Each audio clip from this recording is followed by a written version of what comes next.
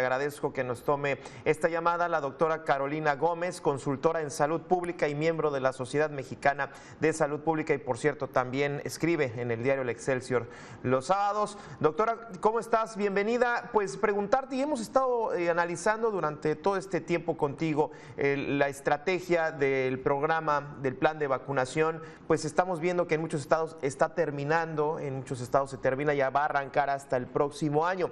Dos preguntas que me gustaría hacerte.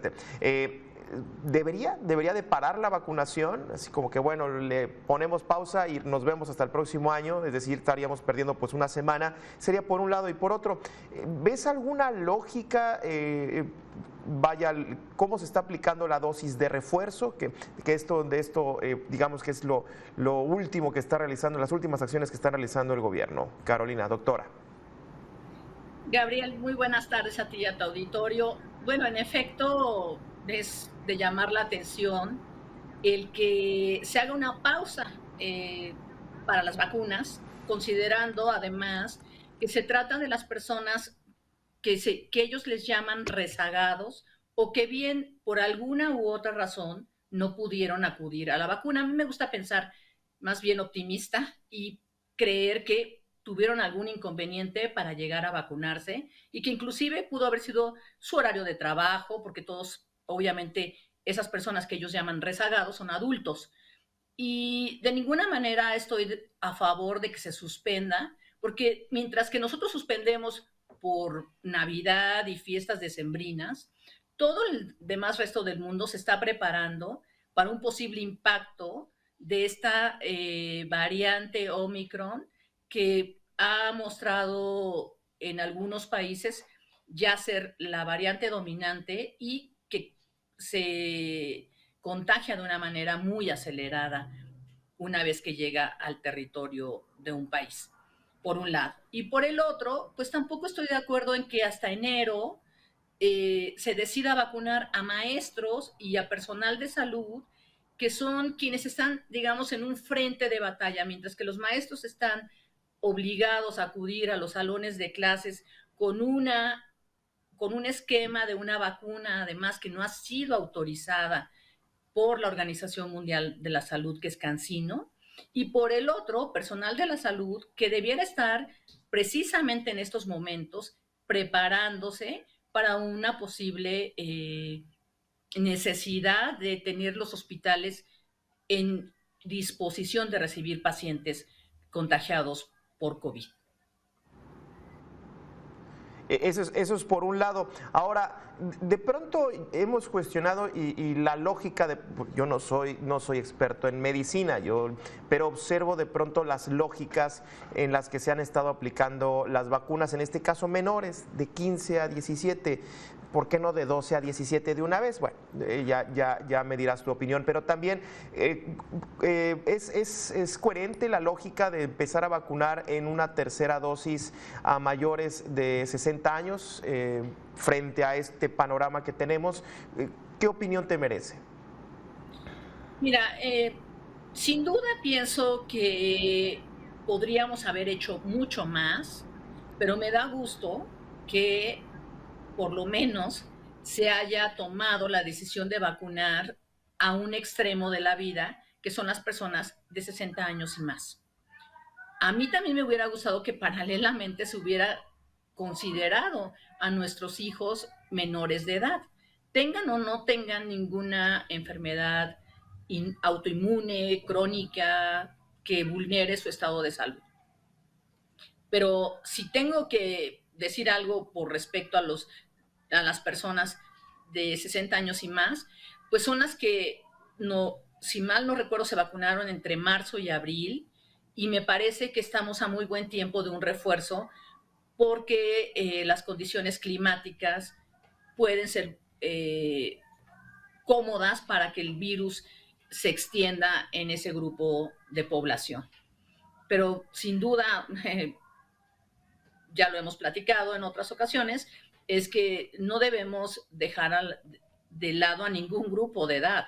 Todos los mexicanos y mexicanas tienen los mismos derechos, y en el caso de las vacunas, solía ser una medida pues costo efectiva de salud pública per se, es la más efectiva, la más barata. Prevenir nos permite pues evitar tantas muertes como ha sucedido en esta tremenda pandemia. Claro. Doctora, una pregunta más sobre, ahorita ponías en la mesa, Omicron, aunque todavía se tienen que definir su letalidad, ya sabemos que es más transmisible, se infecta a más personas y que puede llegar a ser la variante dominante. ¿Ves, digamos, una respuesta acorde al nivel de, digamos, de alerta que está representando Omicron en el mundo? ¿Ves una respuesta que se está poniendo al nivel en México? Ayer me sentí pues muy sorprendida de ver al presidente López con los gobernadores de este país, con 31 gobernadores, solamente faltó el de Jalisco, todos sin cubrebocas, en una reunión nacional, donde sí se estaba tratando temas importantes de seguridad pública, pero qué mayor seguridad que tu propia protección personal. Y ninguno traía cubrebocas. Entonces, seguimos dando estos mensajes contradictorios.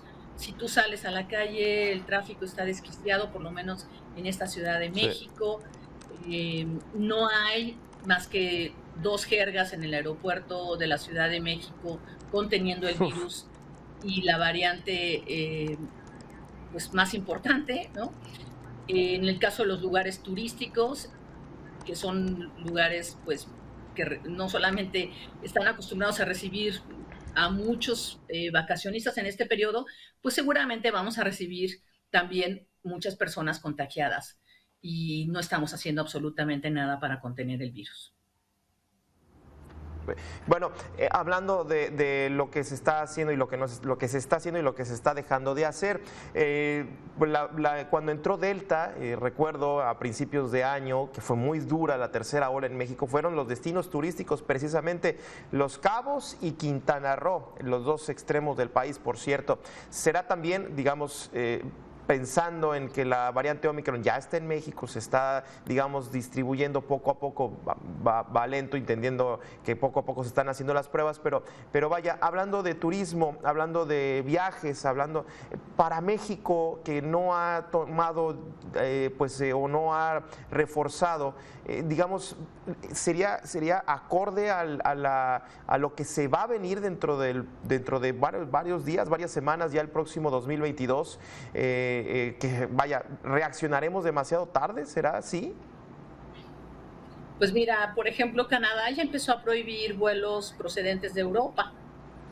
Los canadienses son muy responsables y tienen un sistema de salud pública exquisito, me refiero a preciso, puntual, con una vigilancia epidemiológica muy atinada con respecto a la pandemia, y ellos ya empezaron a prohibir viajes procedentes de países europeos. Y creo que debemos estar pues más atentos y mucho más cuidadosos en este tema de el intercambio turístico de países europeos.